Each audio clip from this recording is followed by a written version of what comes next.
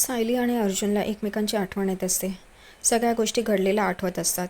इथे सायली पण झोपली आहे, तरीही ती जागी आहे. ती उठून बसते आणि रडत असते. दुसरीकडे अर्जुनसुद्धा आपल्या रूममध्ये एकटाच असतो. त्यामुळे तो आपलं कपाट उघडायला जातो, पण मग दुसरं कपाट बघतो जे सायलीचं असतं. ते उघडतो आणि त्याच्यात तिच्या साड्यांना हात लावत असतो आणि ती एक साडी बाहेर काढतो, जी साडी त्यांनी पाडव्याला तिला घेऊन दिलेली असते. आणि त्याला ते आठवतं ज्या वेळी तो दुकानात जाऊन तिला घेऊन दिलेली असते आणि ती नेसून आलेली असते. आणि तो ती साडी घेऊन जवळ घेतो आणि रडत असतो. इकडे सायली पण बसून बसून रडत असते आणि तिला तहान लागते म्हणून पाणी घ्यायला जाते. पण तेवढ्यातच तिला आठवतं की अर्जुन सर जेवले असतील का, आणि पूर्णाजीच्या त्या गोळ्या घेण्याची वेळ झाली आहे. त्या जेवल्या असतील का, त्याही जेवल्या नसतील. आणि ती परत पाणी तसंच ठेवून देते, पित नाही आणि रडत बसते. दुसऱ्या दिवशी सकाळी सगळेजणच नाश्त्याला तयार असतात. अश्विन, अस्मिता, पूर्णाजी, चैतन्य आणि विमल उभी असते. अर्जुन खालती येतो आणि टेबलाच्या इकडे उभा राहतो. तेव्हा चैतन्य त्याला म्हणतो, तू अजून तयार नाही झाला? आपल्याला तर देसाईंची केस आहे ना, जी आपल्याला आज त्यांच्याशी मीटिंग आहे. तेव्हा अर्जुन काहीच बोलत नाही, फक्त किचनमध्ये बघत असतो. त्याला सायलीची आठवण येत असते.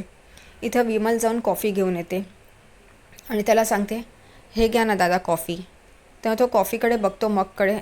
त्या कॉफीच्या मगवर सायलीचा चेहरा असतो आणि ते बघून त्याला एकदमच वाईट वाटतं.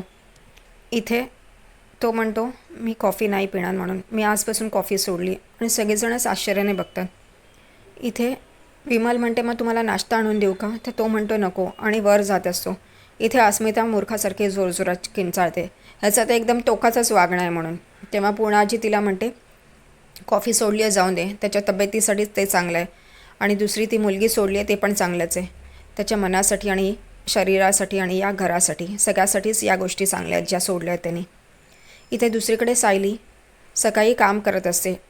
कुसुमताई बाहेरून येते आणि म्हणते, तू काम का करतेस? तेव्हा ती म्हणते की मी जर का काम नाही केलं तर मी तेच विचार करत बसेन, त्यामुळे मला काम करणं गरजेचं आहे. आणि ती रडत असते आणि कुसुमताई एकदम तिच्याकडे बघत असते काय करावं आणि काय नाही म्हणून. इकडे प्रतिमा, प्रिया, नागराज हे सगळे बसलेले असतात. तेवढं त्या सुमन प्रतिमाकडे येते आणि म्हणते, वहिनी तुम्हाला नाश्ता देऊ का? तेव्हा ती म्हणते नको मला. तेव्हा ती म्हणते, तुम्ही काहीच खाल्ला नाही आहेत.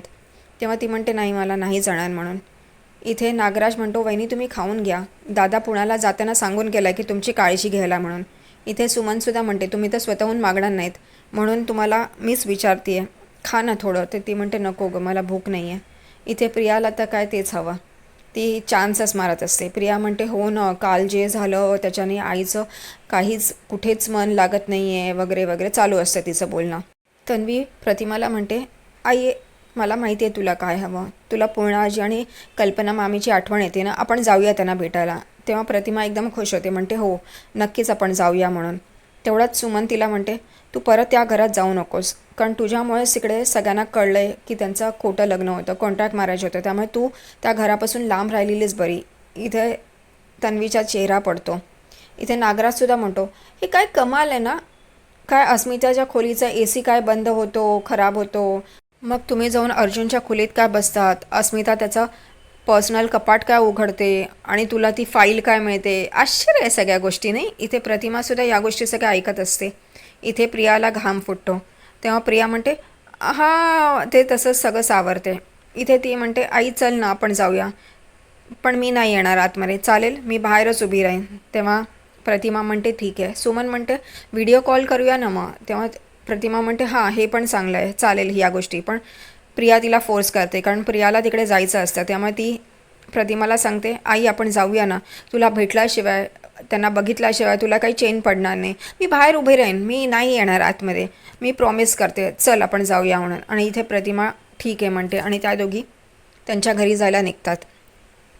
इथे अर्जुन खाली येत असतो तयारून. तेवढ्यातच त्याला कळतं की आईने दरवाजा उघडला नाही आहे, कारण इथे विमल, पूर्णाजी, अस्मिता हे सगळे बोलतच असतात की कल्पनाने दरवाजा उघडला नाही आहे, मी जाते आणि तिला खायला घालते, तिने कालपासून काहीच खाल्लं नाही आहे. तेव्हा अर्जुन म्हणतो, थांब पूर्णाजी. आणि तो ती प्लेट घेतो आणि आईचा दरवाजा वाजवत असतो की माझ्याशी नाही बोलायचं, माझ्याशी रागवलीस ठीक आहे, पण निदान खाऊन तरी घे, खाण्यावर राग काढू नको. आणि तेवढ्यातच प्रतिमा आणि तन्वी तिकडे येतात. इथे प्रतिमाला बघून पूर्णाजी खूपच खुश होते आणि म्हणते, ये ना. तिला एकदम जवळ घेते. दुसरीकडे इकडे प्रिया बाहेरच उभी असते, ती आत येत नाही. तेव्हा अस्मिता म्हणते, अगं तन्वी आत ये की. तेव्हा ती म्हणते, नको मी इथेच ठीक आहे म्हणून. अर्जुनला हे सगळं बघून राग येत असतो तन्वीला बघून. इथे पूर्ण आजी तन्वीकडे येते आणि म्हणते, मेलेल्याला आणखीन मारू नकोस, मला माफ कर. तू एवढं प्रयत्न करत होतीस हे सगळं सत्य सांगण्याचा, पण आम्हीच त्याच्यावर विश्वास ठेवला नाही, आमचंच नाणं खोटं आहे म्हणून. आणि ती आतमध्ये बघत असते. इकडे अर्जुनला खूपच राग येत असतो ह्या गोष्टीवर, की इथे तन्वी काय नाटकं करते, खोटारडी आहे आणि हे सगळं ती नाटकं करत सुटली आहे.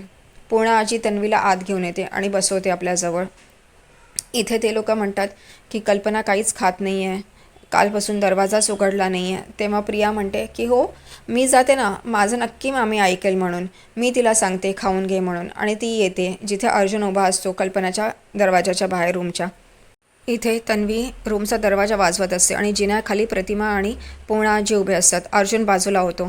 तन्वी रूमचा दरवाजा वाजवते आणि म्हणते, कल्पना मामी तू स्वतःला का त्रास करून घेते? ती मुलगी तर तिकडे खूप सुखात असेल, तू का इकडे त्रास करून घेते स्वतःला? हे ऐकून अर्जुनला राग येतो. इथे ती पुढे म्हणते की तू खाऊन घे ना, तू कशाला त्रागा करून घेते? मान्य आहे की त्या दोघांची चूक झाली, कॉन्ट्रॅक्ट मॅरेज केलं आहे, पण त्या मुलीला तर काही त्याचा फरक पडत नाही. तू का एवढा त्रागा करून घेतेस, एवढा त्रास करतेस? असं करू नकोस ना माझ्यासाठी, दरवाजा उघड ना. आणि नेमकी कल्पना दरवाजा उघडते हे ऐकून आणि तन्वी तिच्या गळ्यात पडते. हे बघून अर्जुनला खूपच आश्चर्य वाटतं की तन्वीने तिला बोलवलं आणि कल्पना बाहेर आली, पण तो एवढा आकानपिटा करत होता तर कल्पना काही बाहेर यायला तयार नव्हती. इथे दुसरीकडे मधुभाऊ बाहेरून येतात एक पिशवी घेऊन. तेव्हा कुसुम म्हणते, काय झालं, तुम्ही कुठे गेला होतात?